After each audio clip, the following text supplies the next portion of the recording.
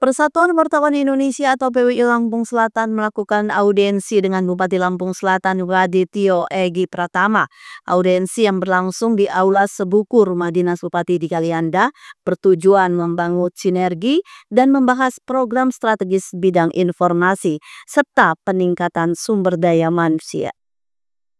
Suasana hangat mewarnai audiensi antara jajaran pengurus dan anggota PWI Lampung Selatan. Bersama Bupati Radityo Egi Pratama, Kamis siang 7 Agustus 2025. Pertemuan berlangsung di Aula Sebuku Rumah Dinas Bupati, membahas sinergi dalam mendukung program strategis di bidang informasi dan peningkatan kualitas sumber daya manusia. Ketua PWI Cabang Lampung Selatan, Supardianto membuka pertemuan dengan memaparkan sejumlah program kerja yang telah akan dilaksanakan PWI. Salah satunya adalah agenda nasional pemilihan Ketua PWI Pusat yang akan digelar dalam waktu dekat. Selain itu, Supardianto menyebut program tahunan PWI berupa uji kompetensi wartawan atau UKW. Program ini bertujuan untuk meningkatkan kualitas dan profesionalitas para wartawan, khususnya anggota PWI.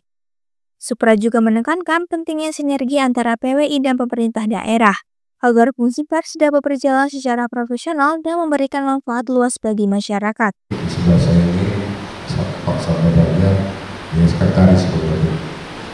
Sebelumnya itu bendahara PWI, dan tidak lupa juga ini ada Dewan Penasehat itu Pak Andi, mantan Ketua PWI 2 periode, dan alhamdulillah anaknya alumni SMA Kebangsaan Pak, dan masuk Akademi Angkatan Udara. Ya, betul-betul aja. Ya. Nah itu di sebelahnya Pak Muslim, ini juga mantan Ketua PWI Pak. Dan sekarang. Pada kesempatan tersebut, Bupati Radityo Egi Pratama menyatakan mendukung program-program PWI, terutama yang berorientasi pada peningkatan kualitas SDM dan penguatan peran media di masyarakat. Egi menyatakan bukan tipe pemimpin yang anti kritik, sebaliknya kritik yang membangun menjadi penyemangat untuk melakukan pembenahan. Bupati Egi menyebut media memiliki peran strategis sebagai wujud tombak dalam menyebarluaskan informasi pembangunan yang positif. Kolaborasi yang baik antara pemerintah dan insan pers diyakini akan memperkuat langkah pembangunan menuju Lampung Selatan yang lebih maju dan sejahtera. Nanti ini menjadi evaluasi untuk dalam rangka penyusunan hari 2025 nanti saya coba akan sampaikan lagi di komisi untuk kita tingkatkan apa yang menjadi aspirasi kawan-kawan, khususnya dari kalangan media wartawan. Pada intinya kawan-kawan media ini adalah bagian dari entitas pentahelix. Hanya saja tinggal kita mencari sebuah formulasi bagaimana ini bisa mengakomodir antara supply dan demand. Terus kemudian kan itu yang bisa saya tanggapi ke depan, saya dengan senang hati. Tapi tentu saya tambahkan sedikit. Adapun dukungan-dukungan yang kami berikan tuh saya juga inginnya kawan-kawan bisa punya prinsip yang sama dengan kami, yaitu terkait dengan impactful dan sustainable. Kalaupun kita membuat event itu, impact itu apa? Yang saya harap itu bisa diukur, sehingga kalaupun meminta dukungan dalam bentuk proposal ataupun itu, kalau sajikan presentasi yang memang membuat kami itu ya satu trust, kedua tertarik gitu. Nah, tertarik itu kalau kita memiliki kesamaan tujuan gitu. Tapi kalau kita tidak memiliki kesamaan tujuan, mungkin tidak berbeda. Contoh yang paling simpel, dan yang ketiga ini juga harus memahami proseduralnya. Karena kan APBD itu ada pertanggungjawaban dan segala macam. Karena ini pernah terjadi, ada salah satu lah, saya nggak perlu sebut lah karena bagian dari tim saya bikin acara sunatan. Acara sunatan nih, nggak koordinasi nggak apa, buat pelaksanaan, tinggal waktu 1 minggu. Oke, saya tanya berapa anggarannya? Rencana gimana? Mau dibikin di 17 kecamatan? Oke, berapa budgetnya? 1 kecamatan 30 juta. Nah, kalau 17 500 juta, duitnya siapa? Minta dengan bupati gitu. Sehingga saya hanya baru selesai kampanye, masa saya modalin lagi? Impactnya apa? Begitu. Kan programnya harus disusun jauh-jauh hari selama OPD terlibat. Begitu yang bersangkutan meminta dukungan kepada OPD, ya OPD nggak punya anggaran. Dari mana mau tata orang mau dipaksakan bisa kena BPK kan? Nah, begitu nggak direspon, dianggap nggak akomodatif. Ini gimana ya? Bayangin bang 30 juta 1 titik 17 berarti 510 juta 17 kecamatan ini. Anggaran siapa 510 juta? Dan teks sejauh mana yang program ini iyakah sustainable? Padahal kalau kita melibatkan dinas stok kesehatan, mungkin tenaga kesehatannya bisa dari kita.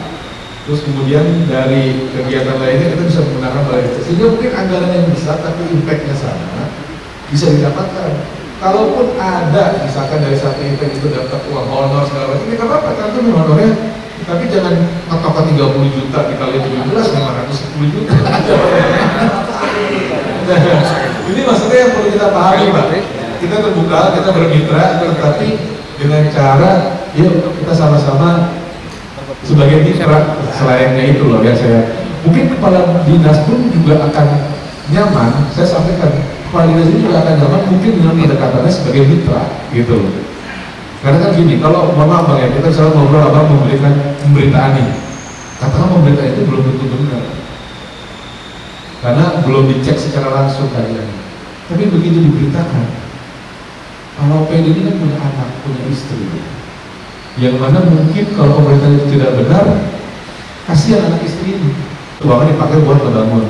Saya nggak tahu kalau dulu seperti apa, tapi ya sekarang tidak ada, nggak serbu lagi. Tetapi ada pembiayaan itu adalah dari APBD yang kita alokasikan, yang dialokasikan kemarin 2024. Jadi ada alokasinya Pak. Dan tahun ini saya lagi berupaya untuk mendapatkan dukungan pusat dari Kementerian Perumahan. Nah, saya ketemu Bang Ara, saya ngobrol, insya Allah kita dapat tambahan bantuan dari pusat untuk rumah swadaya di rumah layak huni. Dan mudah-mudahan ini saya lagi mengupayakan berapa ratus lah untuk tambahan dari pusat. Kalau sekarang kita ada 443 itu sumber dananya ada yang dari APBD, ada yang dari dana desa. Dana desa dia juga punya alokasi dari APBD belum kita ada. Nah ini saya lagi berupaya, memang udah dapat surat dan telepon Bang Ara juga. Mudah-mudahan bismillah kita dapat tambahan lagi kuota tahun ini. Nanti prosesnya belum bisa akan mengundang Bang Ara untuk Dan saya pendekatan sama Bang Ara itu. Ini saya kasih contoh Pak. Saya nggak minta, Pak kalau bantu enggak, caranya nggak begitu. Ini saya ajarin triknya. Saya ketemu Bang Ara. Namun kebetulan saya dekat. Dalam proyek itu saya sama anak karena sama-sama di IPI. Saya ngobrol. Saya ceritakan, Bang, Pak Menteri, kami apresiasi dengan program Bapak untuk tidak bergabung, dan kami juga melakukan untuk membantu program ini bisa realisasi. Tapi saya tidak tahu apakah program ini membantu program Bapak atau tidak. Kemudian beliau apa program tadi kata dia? Ini yang kami lakukan di rumah ini. Bagus sekali, kamu begini. Akhirnya saya langsung dihubungi sama komisioner BP Tapara, dihubungi dirjennya, kita support ya gitu. Jadi kita ini lagi mendorong ada beberapa program, satu ada Rusunawa, nanti bantuan dari Kementerian Perumahan juga, kemudian rumah tidak layak huni kita dapat tambahan kuota dan mohon doanya mudah-mudahan segala lancar sehingga bisa terasa manfaatnya nanti untuk masyarakat yang di sini. Nah mungkin itu salah satu cara bahwa kita bukan meminta tapi saya mendorong, saya membantu malah. Ini yang kami lakukan begini-begini, ternyata beliau malah membuka hati untuk memberikan tambahan kuota dari APBN. Nah ini mungkin salah satu cara. Nah mungkin kalau menjawab tadi pertanyaannya, RTL saya sekarang berjalan itu ini pure dari APBN dan ADD dari desa. Kemudian terkait tadi calon sudah kami catat, nanti akan kami pertimbangkan di APBD 2026 karena kalau yang 2025 PDP kan sudah lewat ya. Apanya tuh? Yang mendapatkan bantuan pemilik usaha media Lampung Selatan. Oh iya pasti dong, pasti yang saya utamakan pasti Lampung Selatan dulu. Iya pasti saya utamakan Lampung Selatan. Kota Batu Lampung. Kalau kota-kota Lampung nggak ada punya wali kota. Itu APBD lebih gede dibanding Lampung Selatan gitu. Medianya masuk ke selatan, misalnya Iya. Kalau di sini saya akan prioritasnya Lampung Selatan dulu, supaya ekonominya berputar dulu di sini. Kalau yang pada Lampung, kemudian sana bedanya. Saya kemarin itu sama Balo, saya komplain sama Bu Dewa, bayangin jalan rusak. Jadi ini jalan Lampung Selatan, ini perumahan. Ini udah masuk ke wilayah administrasi Bandar Lampung. Bangunnya BPHTB masuk ke Bandar Lampung, dia buka pintu ke Lampung Selatan. Terang pembangunan lewat Lampung Selatan, jalan kita rusak, saya mau benerin, nanti dipakai dia lagi. Nah satu kesempatan beliau mainlah ke tempat saya kemarin karena ada butuh sama saya, ya kan? Kita nggak mau juga lah, lo butuh gue juga butuh lah. Akhirnya kemarin kita survei bareng gitu, akhirnya dia bantu. Jadi kita kolaborasi tuh bangun jalan yang daerah sama Balo itu. Kita bangun 1 kilo, dia bangun 1 kilo, dia 2 kilo atau nanti. Nah maksudnya itulah salah satu itu yang sudah kita lakukan. Dan terkait tadi KCC ini sebenarnya kita lagi kaji untuk kita bangun hotel, tetapi kita lagi mengkurasi konsultan yang punya pengalaman bangunan yang udah berdiri bisa nggak dibangun hotel, gitu loh. Kenapa bangun hotel? Karena kemarin kita lakukan survei. Lampung Selatan itu wisatawan 1,5 juta per tahun 2024, 1,5 juta orang. Tetapi dengan banyaknya wisatawan itu tidak terasa perputaran ekonomi di sini. Begitu kita kaji lebih dalam, salah satu faktor penyebabnya faktor Y-nya itu adalah karena mereka di sini cuma 2 jam. Nah, kenapa cuma 2 jam? Karena akomodasinya terbatas.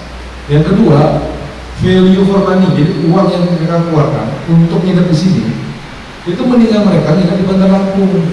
Harganya sama, fasilitas lebih bagus, ekosistem sekitar horekanya, hotel, restoran, kafenya lebih lengkap, dan hanya 45 sampai 1 jam jarak tempuh. Buat apa mereka harus tinggal di sini? Gitu, lebih mereka di sini. Nah, itulah yang menjadi survei. Kalau saja ada hotel bintang, ya setelah saya ada di Bandar Lampung sini mereka mau stay gitu. Nah inilah proses pariwisata yang sedang kami formulasikan, bagaimana pariwisata yang saat ini berjalan tercipta sebuah ekosistem. Jadi tidak hanya hotelnya, tapi nanti horekanya juga harus dibentuk hotel, jadi horeca itu hotel, resto, kafe. Industri horekanya harus hidup.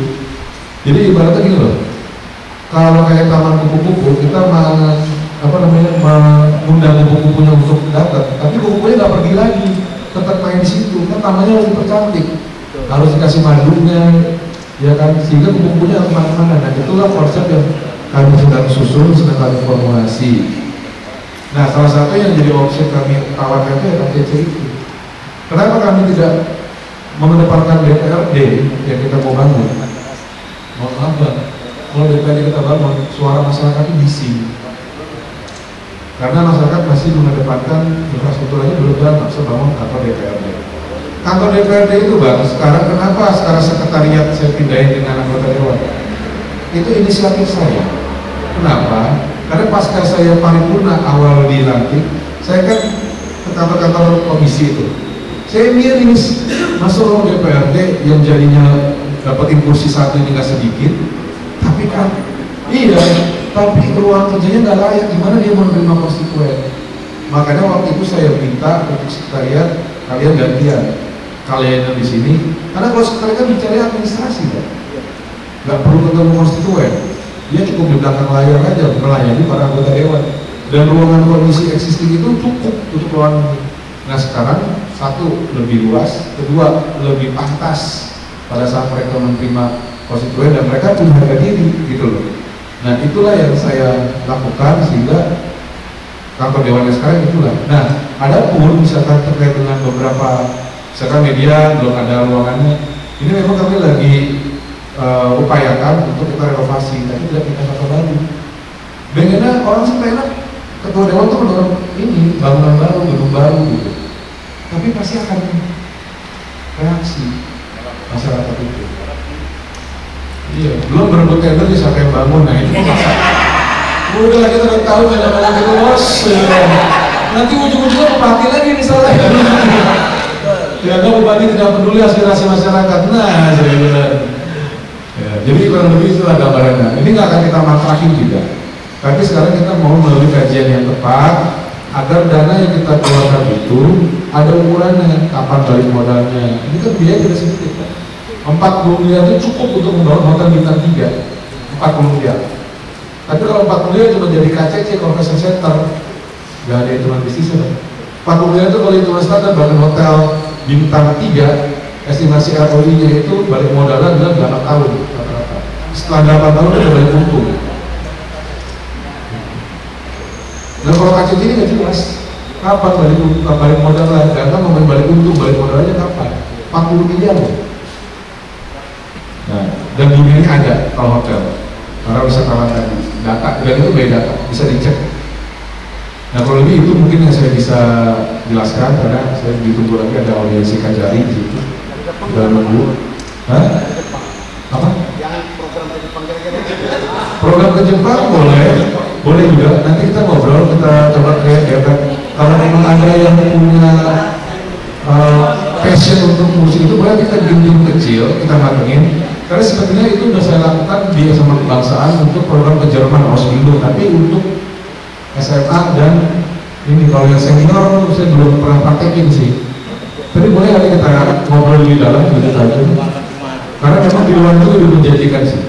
Karena dan di situ secara piramida demografinya memang terbalik mereka. Umur produktifnya sedikit. Saya dengan senang hati nanti saya instruksikan di Istana untuk bikin tim FGD. Kita matengin, coba kita tajemin dan kita eksekusi. Ya. Oke, bagian itu ya. Terima kasih. Selain itu, Bupati Egy juga memberikan apresiasi atas komitmen PWI dalam mendukung peningkatan kompetensi pelajar dan generasi muda melalui pelatihan jurnalistik.